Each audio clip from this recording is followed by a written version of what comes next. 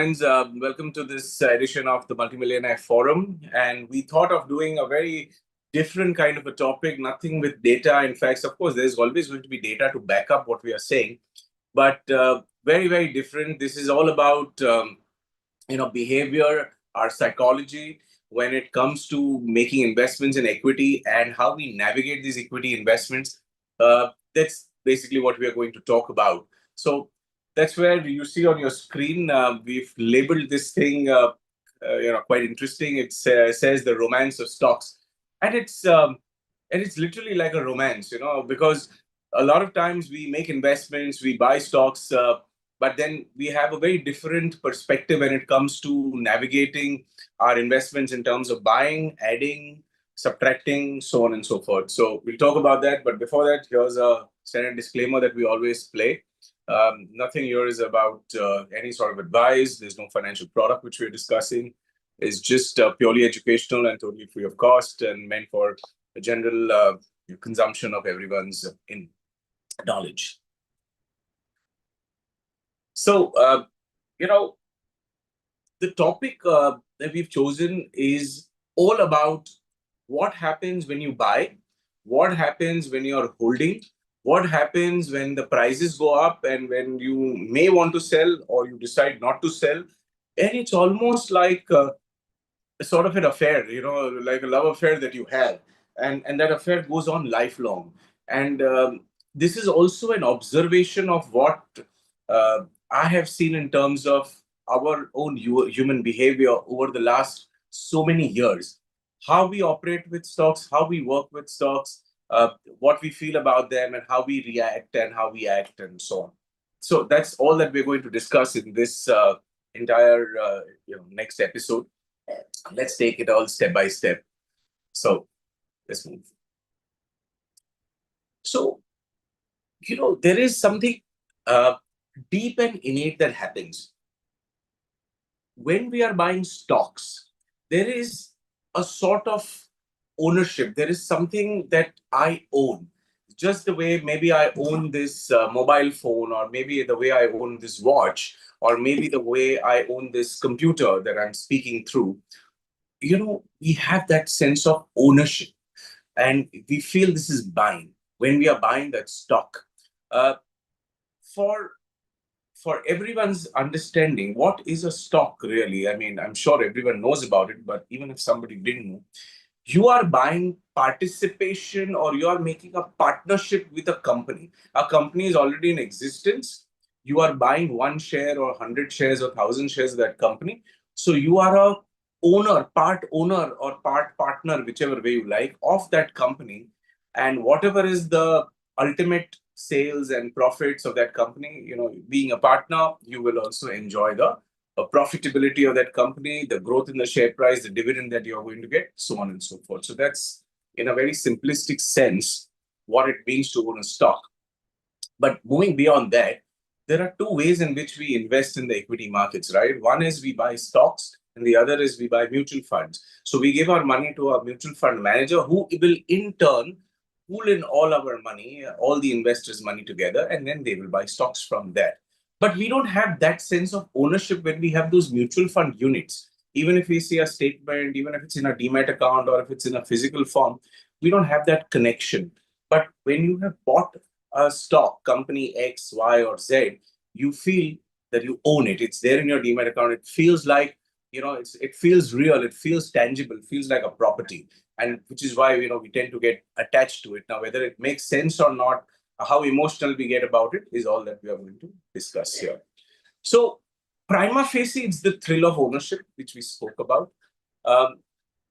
So it just makes you feel that you're not just the investor and who's going to buy this and maybe sell it tomorrow, but you feel like, you own this technology business, or you own this shipping business, or you own this, bank, or whatever the case might be. The other very interesting, and these are all psychological, these are all behavioral factors. What happens is, it's a pleasure. So what happens is when you go to a shop and you buy your new latest iPhone 17 or something, you feel that you have bought something new. Or actually, iPhone's not such a great example. Let's say you wanted to buy a phone, but you wanted the best camera within the phone. So you've done a little bit of research. You've gone to your store, your local store, and then based on your research, you find that some particular model of a particular company gives you the best camera, and you bought that phone for that camera feature. So you feel that you've picked up something, and based on your research, and there is an enormous amount of joy. Now, spiritually speaking, the joy may last not more than 3 days or 5 days, but well, that's a different story. But there is a joy, there is a happiness in the fact that I researched and I picked it up. And then if you get a bargain, if you get a discount of 10-15%, it's amazing. And the same thing applies to picking a stock, what time you pick it out. Let's say there was this, recently we're looking at this conflict in the Middle East, Iran and Israel conflict along with USA. Now, if the markets did fall and was your favorite stock and you actually picked it up at 30% lower, you would feel fantastic that, wow, what an entry I made. And, I have my company and I have this sense of ownership, etc. The other very interesting thing that happens is, and which I have observed with people all along, whether it's in clubs, whether it's in parties, whether it's in any sort of social setup or arrangement like that, is this whole sense of storytelling. We feel it's alive. So once upon a time in 2011, I bought this stock and the stock was at about 40 rupees. And today, after 20 years, it is at 400 rupees. We feel an enormous sense of thrill, happiness, joy, uh, everything put together. There is a story to tell. There is a legacy. There is a conversation that happens, whether you're having tea or whether you're having a drink. There is a story to tell. And this is a story which invariably, every time I meet a different set of people, including yourself, we like to tell this story that this is the stock I had, this is what I did, this is what happened, then I got this bonus. There is a story, and we all love stories. So, having a stock is also a lot about a story, right? So, when you have so many factors in front of you, and if somebody comes around and tells you, why don't you sell it? We are going to have, like, it's like somebody put like a huge 10-ton rock on our heart and is telling us to, sell the stock. But which is why we are in absolute love with our stocks. So we'll come to that a little later again, about stocks and selling of stocks. But in the meanwhile, let's sort of understand a very fundamental a difference between a mutual fund and stock. So what happens with a mutual fund is that you don't have to pay taxes all the time because you can defer it. But in a stock, every time you buy and you sell, you have to pay a tax because it's instantaneous. But in a mutual fund, the fund manager is doing for you. So you are actually not changing your units. If you have 10,000 units of a fund, that remains as it is. What happens is those 10,000 units were worth some money which you invested, and then the fund manager is going about doing his job. So it is known as tax deferral, and which means that you are postponing your tax. If you decide to sell a mutual fund after 20 years, then you will pay the capital gains at the end of 20 years, whatever that tax is. Nothing in the middle, nothing from now for the next 20 years. Just think about it. It's pretty much indefinitely that you can postpone. There's a very big advantage of doing a collective investment versus doing an independent investment. So this is obviously one of the negative factors for a stock investment. But despite that, we love our stocks, and we just explained the whole theory why we love it. But this is first negative, and you might see a couple of more. Let's move to the next one. Now, a lot of times, this is another very interesting thing. A lot of times, we feel that we want to buy stocks because the returns are going to be much higher. We feel that we will do much better than a mutual fund manager or a professional or anybody else because our returns are going to be multiplied by a factor of 5 and 10 and 15. Now, this is a very interesting piece of research. This is, of course, an AI research, so we don't have the source, but we have our own experience also, and which I'm going to share with you in a moment. But what here you see on your screen is it says that the average retail stock investor just about makes about 9% compounded returns as a 10-year average. The Nifty has given you about as you can see, about 12%. The diversified mutual fund is at about 14%, and the small cap is about 18%. These are the four comparisons. In our experience, and the last 30 years of doing this work, I have seen that people who have managed their own stock portfolios have typically averaged about 14 to 16%. That's my personal experience. Out of the few thousand portfolios that I may have, or maybe, few thousand portfolios that I've seen. So, and when I look at these holdings, of course, some holdings could be 5 years, some holdings could be 25 years old, and some could be even 2 months old. But when an investor comes to me for the first time, and when I look at his equity portfolio and I study the returns that they have made, my experience is about 14 to 17%. And that's typically the Indian experience. This might be an international slide, and which is why you see that the average retail investor has made about 9%. But our Indian experience is much better. Uh, of course, the figures given here for the large caps and the small caps are reasonably fine, but we have done more or less the same thing.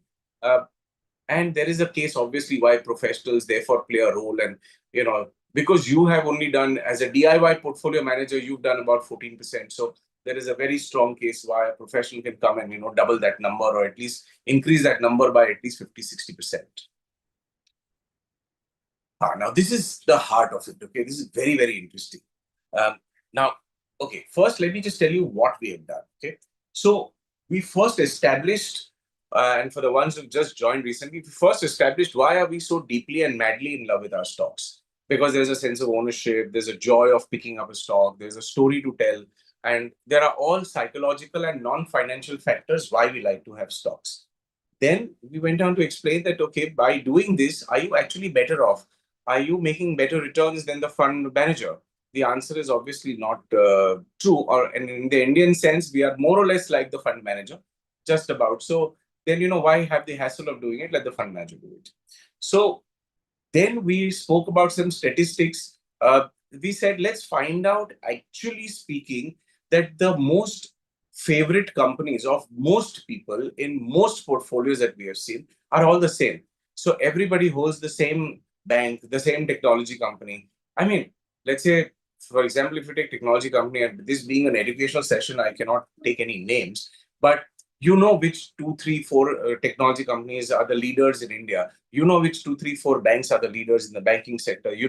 In terms of engineering and construction companies, which are the leaders. Chemical companies, which are the leaders. So if we were to look at the top 100 companies of India, and most of the portfolios have 60 to 80% of their current holdings in these top 100 companies.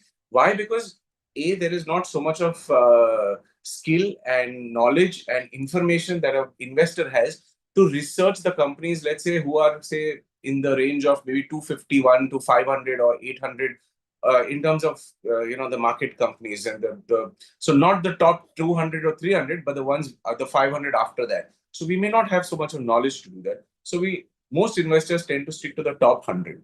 And that's what we've seen in most of the portfolios in this last 30 years, correct? So I thought, why not do a little analysis of these last 30 years and show you this screen? Now, mind you, before we show you this data, we are today in the first week of March 2026. This data is 3-year-old data. I mean, is the last 3-year data, last 5-year data. So last 5 years, meaning this is from March 2021, which is actually a period after the recovery of COVID. So COVID happened during March 2020, approximately.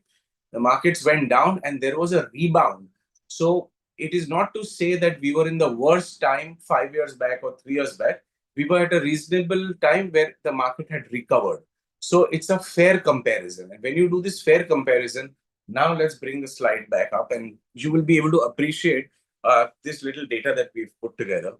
So, and this is actually in a way a little shocking also, a little bit concerning also, because most people are invested in this. Now, what is happening here is, as you can see, and I will go slow explaining this thing. So in this research, if you want, by the way, more information, we can do it in the Q&A. But for the time being, let's just stick to what we've got here. There are two parts of analysis. Part one is the last 5-year data, and the part two is last 3-year data. So first, let us focus on the last 5 years. Last 5 years means what has happened to these top 100 companies of India in the period from March 2021 to March 2026. First week, both the instances, because we are in the first week of March 26 today. So how many companies out of the top 100 have delivered negative returns? Means they have not even given you 2% return or 1%. They are negative, which means that 5 years back, the stock price was say 100 and today the stock price is below 100. It's negative. The negative could be, 80 rupees also, 85, 50, 20% negative or to 5% negative. But there are 19 companies, as you can see, out of the top 100, which are negative, which means they are below their last 5-year price, which means, in other words, whatever the price was in March 21, today in March 26, the price is lower. Okay. And these are the top 100 stocks of India. Okay. Then the next category, we try to see how many stocks are between 0 to 4%, meaning, there are a lot of stocks, for example, which we found which just gave a return of just about, say, 4% or 0 to 4%. The answer was 36. Now, what this 36 means is 36 companies out of these 100 companies gave returns of about 20% in a 5-year period, which means the 100 rupees maximum became 120 rupees, which means 20% return, 20% return over 5 years, which means 20 divided by 5, approximately 4% returns or lesser. There are 36 companies who are between 0 to 4% return per annum amongst the top 100 companies of India. Okay. Then in the same fashion, how many companies gave an annual return, let's say between 4% to 38%? The answer is 41 companies. What this means is 4% means the companies who gave a return between 20% to 40% returns. See, sometimes, when we have a stock which we have bought 5 years ago at 100 rupees and today it is at 140 rupees. So we feel, oh, I'm at a 40% return. But we forget the fact that 40% return has actually happened over a 5-year period. So if you actually calculate how much is my yearly return, then it's 40 divided by 5, and then it looks like a very disappointing number. And that is basically what is happening to these returns. And how many companies, for example, give a return of more than 11% per annum? Look at the answer. It's so disappointing. It's only 4 companies out of the top 100 which actually did 11% per annum, which is 11 into 5, more than 55%. So some company whose stock price was 100, which became 155 or 160. So I hope you understood this 5-year analysis. And the same analysis we have done for the 3-year period, which looks a little better, but not really that much. So how many companies are negative in the last 3 years? Obviously, as you can see, it's 23 companies who are negative. Just a moment. So 23 companies have given a negative return. Okay. And then we have close to about 14 odd companies which are in the 0 to 4%, which means, again, like 1/6 of the companies are below your saving rate. Another 25% companies gave return less than fixed deposit. So actually, if you think about it, almost out of 100 companies, even in the last 3 years, 25 plus 14, almost 39, and then another 20, 14 or 59. Almost 60% of the companies are not worth your investment only. But despite that, we have these companies as our favorite companies, and they are mostly in all portfolios. Even if this is a small audience here, if you recall what is your portfolio or what is the portfolio that you have on your own, mostly you will have these companies, or these are the companies you've gone to. And the max return, the maximum return, let's say in the last 3 years that a company has delivered was about 21% per annum, which means the company moved up from 100 rupees to 163 rupees. So they had a 63% return in the last 3 years, but that's the maximum. But we had only about 40% of the companies out of the top 100 which actually gave a 11% plus return. And this, now listen carefully, this actually is the confusion area. So what happens is, because we got this 38 companies, which is almost 40% of the top 100, and in the last 3 years, we feel, oh, our companies have grown about 50, 60%. Mathematics we don't do, so we don't realize that actually, as an opportunity, we have lost quite a bit, because you've got 11%. Now, out of the 11%, if you take away tax, you have got a return below 10%, which is nothing great. Even if your company moved up by as much as 60% in the last 3 years, your equity returns needed to be a little better. And which is why a lot of times, people like myself and my other contemporaries in this industry, we all talk about investing not only in the top 100, but also mid caps, also small caps, also sectors, so that the return realization and the experience is a little better. But this is like the core and the heart of the whole thing, that we think our returns are better, but the reality speaks something completely different. Now, despite this, so one, again, just to recap, okay, look at the psychology at play. I own this. This is my property. I love this. I'm never going to sell it. That's the result. Why are we never going to sell it? We listed out some factors here. So, I mean, these are very complex words like endowment effect and loss aversion and all that. But, like we already spoke, right? That the pain of losing that $1 or 1 rupee is far more than the pleasure of making that 1%. So if we make a 10% profit on a stock, we're not going to be say, okay, no problem. Even if we make a 30% profit, we're going to say, okay, 30% we made. But if we make a 10% loss, the pain of that 10% loss, if my 1 crore portfolio goes down to 90 lakhs, that pain of 10 lakhs losing is 10 times more than the pleasure of seeing that I made a 30% profit.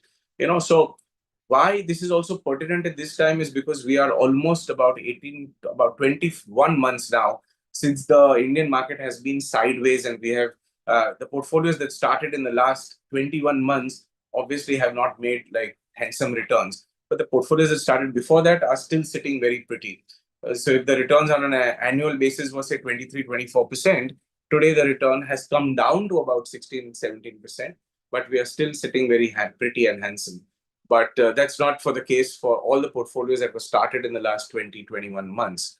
But that's all part and parcel of life. And I keep saying, even as much as yesterday evening, I was in a social setup and a lot of people had only one question: what do you think of the market? And because they understand that this is a Rotary Club I was in, and then everyone's asking, what do you think? So my answer has been the same for the last 3 months, that everything's looking good, everything's looking fine. And the day this thing changes, now obviously nobody knew this Iran, Israel, and US conflict was going to come up in the last 1 week. But everything is looking fine. India is doing all right. And the moment the tide turns, it will be so fast, we will not even be able to catch it. So if there is any sort of skepticism whether Indian market is going to do well or not, I think another, this is a blip. This is a, 1-2 years of sad, sideways movement. But if you look at it like a decade, then I think, you will be sad that you didn't invest at this time. This is a great time to buy, consolidate, sell the stock which is not doing so well, or the fund which is not doing so well, and invest into something which is likely to provide great profits in the next 5 to 7 years of investment cycle. So basically, despite all this knowledge, despite all this yarn that I'm putting together, and there is all this information in the internet also, the baggage that we have is so enormous that, because you feel this is mine, right? There's a massive sense of ownership. We just don't feel like ever selling the stock. I mean, even if it's making a loss, we'll think, okay, let it make profit and then come out. We'll discuss this. We'll share this thing once I'm done with some of these points that I've put down together, and we'll open it up in just about a minute. So these are some further reasons that we have just kind of summarized. So this is the anchoring trap is nothing but, I want to wait for my price to come. The moment I get my price back, I know I'm not making a capital loss, but I get out of it. Now, the problem is that you might be waiting 4 years or 6 years to get your price back. But in the meanwhile, had you taken that 20% loss, invested somewhere else, maybe that your loss would have got covered, and perhaps you would be in a much more profitable position at the end of 5 years or 4 years. But we don't really look at anything like that. We just want that. I mean, it becomes almost like a revenge, How dare you take away my money? This, you stock number A or company one or whatever the company is, it's like almost like a vengeful feeling. That how dare you, make me suffer a 10%, 20% loss. Now, let me take a revenge. The moment you come back, you've given me a 20% loss. The moment you come back to your original price, I'm just going to sell you off. And that is my revenge in some sense, which is, we might laugh at it, but this is really how a lot of us feel, and this is how a lot of us operate. Okay, so this is like almost like a mirror coming to you. Just come back for a moment. So Sentimental, yeah, okay. So, okay, this is very interesting again. Okay, this is a very, very interesting thing. This sentimental hold is something that is disastrous, and I have seen this happening number and number of times again. I'll just speak about this in a moment. Um, okay, but let me just talk about this sentimental hold. Okay, so what happens is this: a lot of families that I've come across, they say that this stock was given to me by my grandfather. This was given to me by my father. Now, the father is probably about 80 years old, 90 years old, or maybe he's not even there. And we are here talking of a very mature and a very seasoned investor who's obviously at the age of 50 plus. So I'm not talking about a younger investor. The younger investor has no guts whatsoever. I've seen that also. So if the okay, let's speak about that for a minute. If and when you had got a stock from your father, grandfather, and if you are below the age of 40, you absolutely, I mean, it's a sweeping statement, but most people just don't have the guts to let it go. And especially if that stock is in a profit, let the profit be 30% over 10 years. But it's a profit. I got it as a legacy. I'm not going to sell it. Because, you sort of associate the feelings that you had with your father or mother, grandfather, grandmother, whoever gave you that as inheritance. You have that emotion there, and that emotion sort of gets replicated onto this stock, and which is why you don't want to ever sell it. Okay. Sometimes we have even proved that, you have held this stock 20 years, and in 20 years, the stock has given you only 7% returns plus maybe 1% annually for the dividend yield that you got, and which is why 8%, you're no better than an FD. But come what may, we don't want to sacrifice this. And this is actually a very, very serious matter, and it's not easy. Uh, Very few people I have seen actually tide over this thing and say, okay, doesn't matter. Okay, let me just say, let's sell not everything, but let's keep a symbolic 5% of the whole holding, but let's sell 95% of this if there is a better investment opportunity. But very, very hard. It's one of the most difficult things that I've seen is the sentimental hold. The sentimental reason why we don't let our stocks go, especially if we've inherited. So that's a major, major one. And even you can't do anything about it. So it's only at some point of time, some flash would happen, some moment of truth would emerge to you, or some need might happen, or some life situation will happen in front of you where you feel, okay, it is now justified for me to let go of this stock, let go. It's like I'm letting go of my most premium property or my primary house or something like that. But I mean, this is the fact of life, something to remember, but also something to be very, very careful and avoid. And we will find friends and family who are in this situation. Perhaps we can help them, telling them that, look, let's get a little practical. Maybe let's start selling 5% of it, and slowly, slowly, then, get a better experience with that 5% that is gone. We invest somewhere else that makes money. Then you come back, sell another 10%, then sell a 20%. And ultimately, you can go slow selling. Don't sell the whole thing. But the sentimental hold is like a very, very big thing in most people's lives. Okay, now let's come back. Let's go to the next point.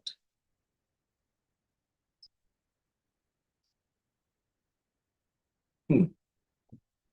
So once again, talking about the tax, right? And this is just like a little diagrammatic explanation of the same thing. Now, this applies more to people who are actively transacting into stocks. Okay. Um, Again, and this is obviously versus a mutual fund, just a comparison. Not to say which one is better, both have their own merits, but two or three things to be understood and remembered very well. So, one, in a mutual fund, as you can see, it is taxed only on redemption, correct? So, once you have given this money into this fund is designated by this circle.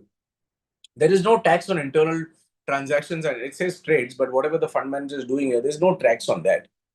It's only when you take this money out that you have to pay some tax. But what happens with the stock is every time you do a transaction, one, two, three, every time there's a transaction and you make a certain amount of gain, it's taxed on every transaction. And obviously, if it is short term, the current rates are what, 20% for you, and then long term is basically 12.5%. Now this will change year on year. It might stay steady for a few years, but whatever is the current prevailing rate of tax, we've got to do that. And this also relates back to, some time back I said about how you can postpone taxes in mutual funds forever. So then question that comes before us is, which is a better strategy? Should we kind of not do stocks only? Should we only keep money in mutual funds, or should we do stocks? So the answer really comes from the fact that in stocks, your returns have to be at least about 5 to 10% more than mutual funds, so that you are able to justify this extra tax that you are paying in the interim, and or whether it's a short term or a long term tax. So if a mutual fund portfolio on an average is, let's say, doing a 16% for you, just giving an example, then your stock portfolio should at least be 50% higher of this. It should at least be 24%. Because if you have 24% and if you had to pay 20% tax, so you minus 20% out of this, and this is minus 4.8%, or say 5%, just to kind of round it, you'll end up with 19%.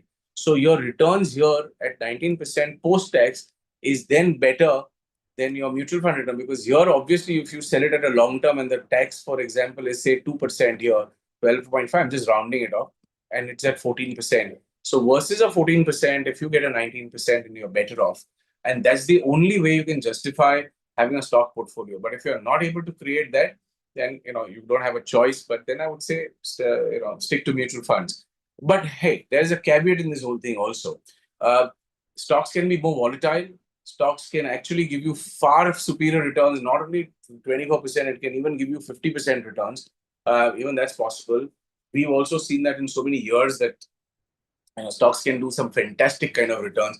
40, 50, 60%, even 100% on a particular stock is not something unheard of. On an average, portfolios doing 25, 30, 35% is very, very sort of normal, 30% plus minus. So it's all therefore justified. But then this is the asking number. You must have this range of about 20 to 30%.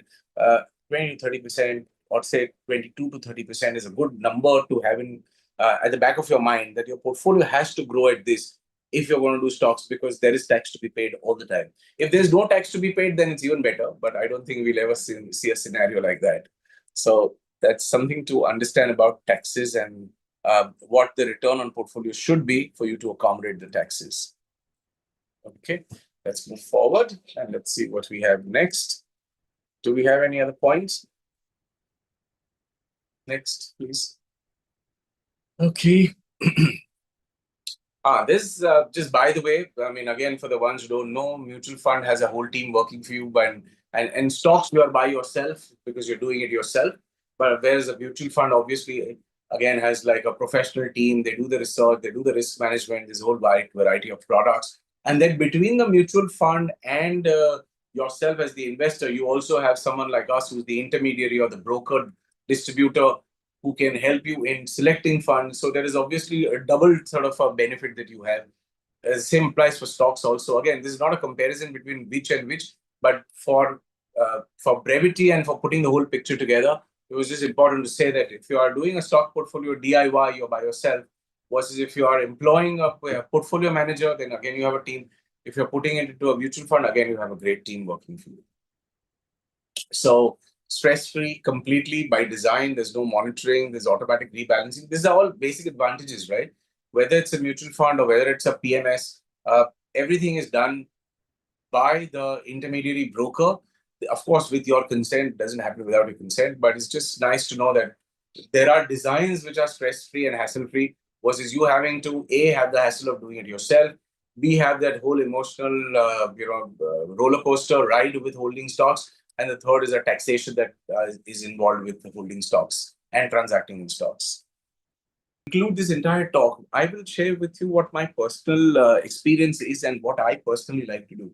So 20 to 30% is a good number. 20 to 30% is a number where I want to manage it myself. Now, whatever it is, where it's a full combination. So if I have 100 rupees of my net worth, 20 to 30 rupees if I manage myself independently without any professional help whatsoever. Now, whether it's a stock portfolio or it's a mutual fund or whatever I do, if I just about have 20 or 30% on my own, and the remaining 70, 80%, if I let professional take the decision, then I think to my mind, it has worked well for me. And I think it's a great way to do your, portfolio management, equity management, whichever way you want to call it. So only about 1/5 of the money or 1/3 of the money, I take my own decisions. 2/3, even I have ULIPs running and I have mutual funds running and I have PMSs running. So there is a whole different sets of teams even the teams are diversified, even the teams have different objectives and different philosophies. So what happens is then you don't really have any sort of duplication in your whole overall wealth, and let different people manage your wealth. So that ultimately what happens is you have a much smoother, better experience. You can also make mistakes. I can make mistakes. You can make mistakes. So rather, just have about 20-30% on your own completely, and let the 70% be managed by people outside. So with that, what I want to do is I want to conclude this formal conversation.